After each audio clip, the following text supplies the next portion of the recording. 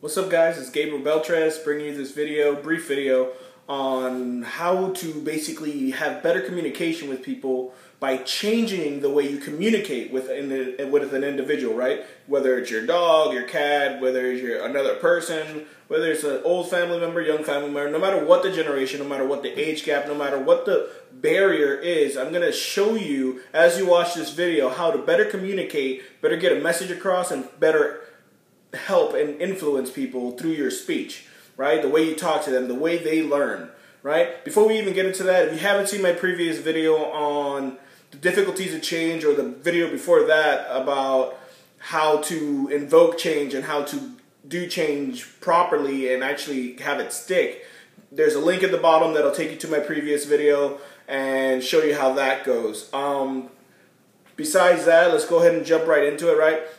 There's a little barrier that we all come across where we cannot communicate with somebody, right? No matter how much we say something, it just doesn't go through. They don't understand, and we can't get our message across, right? And it's difficult. It's frustrating even when you can't talk to somebody because that language barrier or that speech barrier, that, just that understanding is not there. And it gets very frustrating, and it makes it hard for an individual to even get to a point where they can feel like they have done something, they have influenced somebody, they have helped somebody, and it's frustrating, period.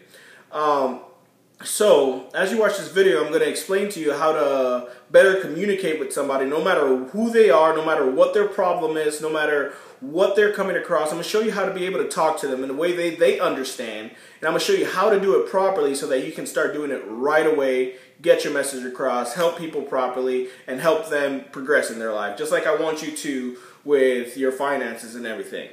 But before we get into that, let me tell you a little story. Me and my wife, right, we're always arguing, right? And it's never something like, oh, I'm going to leave you. It's nothing like that. It's always the little, minute things that get us going, because it'll be simple as, we're having a conversation about the atmosphere, right? And in the conversation of the atmosphere, she says something like, oh, well, we have the stratosphere, and it's up there in the sky. And I'm like, yeah, it's up there on the layer of Earth. And she's like, no, it's in the sky is what I'm trying to say, that, I feel that it's up there in the sky, in between Earth and the space. And I'm like, well, yeah, you could see it up in the sky, it's just floating there in between the blue water that you can see and then the dark black sky that you can see, right? So as you can see, we're saying the same thing, but there's a disconnect, right? And I'm going to show you what that disconnect is here in a second. But I want you to keep in mind that when you are talking to somebody, right, you have to put it in a way that not that you understand, but a way that they understand, right? And the way you do that, let's go in a problem sense. If somebody's telling you their problem, right, they're going about telling you, well, I really had a really hard day at work today, and I feel like all the tasks that my manager's putting on me is just weighing down on me, and it's completely overwhelming me, right? A person listening to that conversation and trying to help somebody through their problem should not say, well, you should quit your job.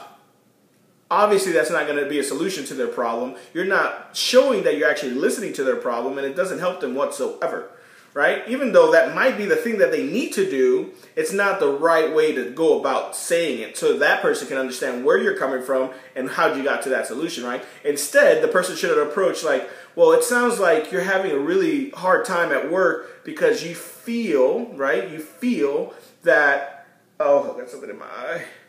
You feel like they're piling too much on top of you, and you feel almost claustrophobic or scared that you're not going to be able to handle the load that they're putting on you, right?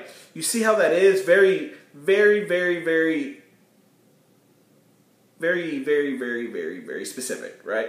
And I'm going to tell you why it's specific, right? When it comes to learning something, when it comes to communicating to some people, there's 3 things you have to know about, right? And let me retrace my thoughts here. There are 3 constraints. That's what I wanted to say, right? Yeah, there are 3 constraints that you have to kind of get through. And I'm only going to tell you about one of the constraints because that's the main focus right now. And the main constraint, right, that people always have to fight through, and in communication, anytime you're talking to somebody, you always have to get through this. And that main constraint is neurological constraint, right? And you're probably like, what the heck? You just went left field with that guy. But it's actually quite simple, right? The neurological constraints are the 5 senses, right? The 5 senses people identify anything. The 5 senses people process any type of information, right?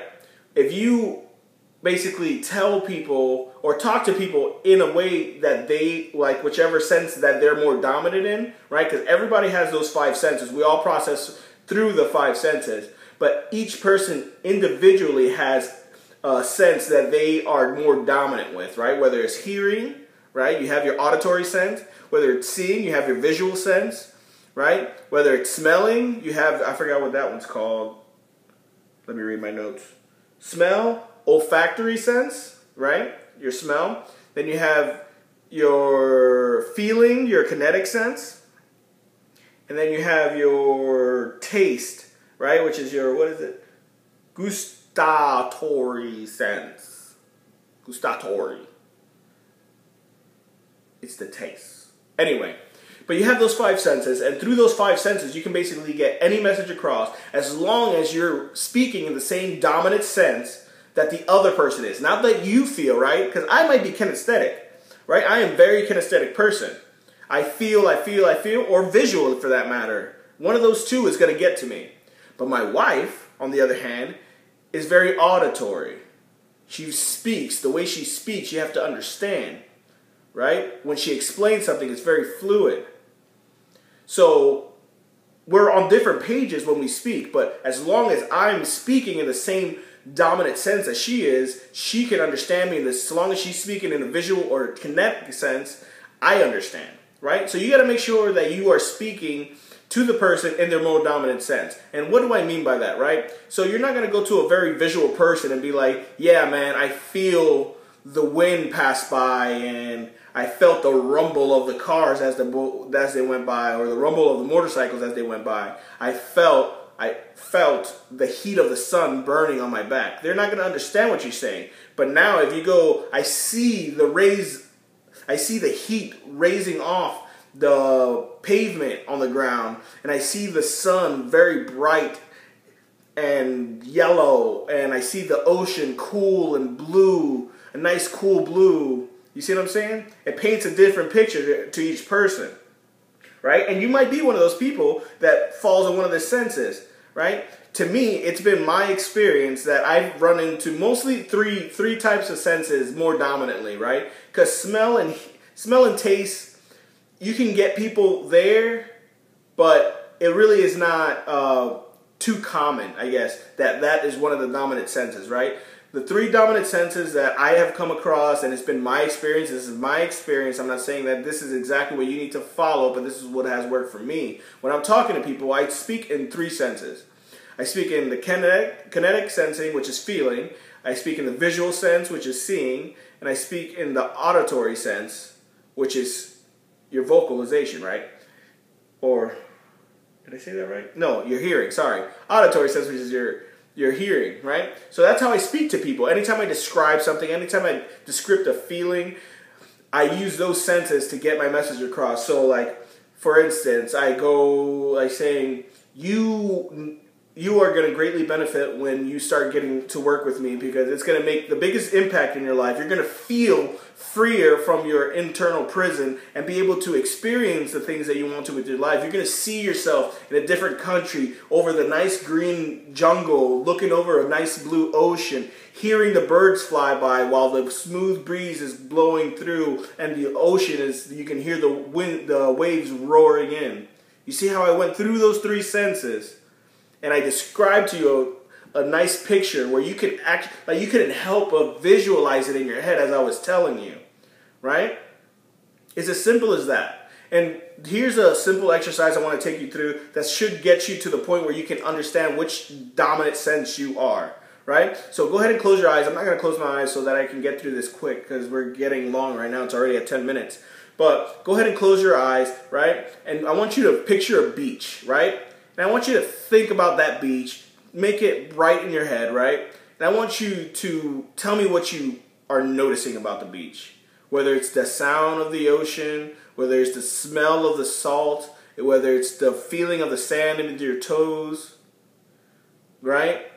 Whether it's the taste of dirt somebody kicking in your mouth, whatever the case might be, usually your first reaction is going to be your dominant sense, right? Or the one that's easiest to explain, right? So with that, you can take that and try to figure out how you can best explain to yourself how things happen, or how your partner can talk to you in a way that you can understand better, right? It's pretty mind-blowing. It was mind-blowing for me, and I hope it was mind-blowing for you. And I'm glad you have watched this video.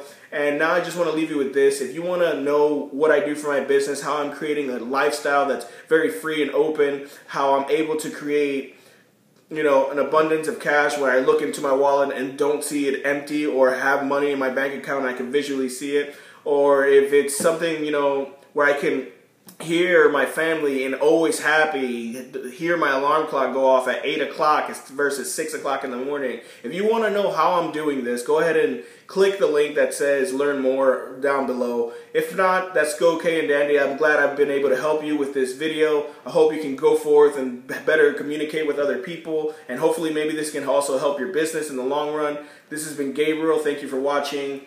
See you guys later.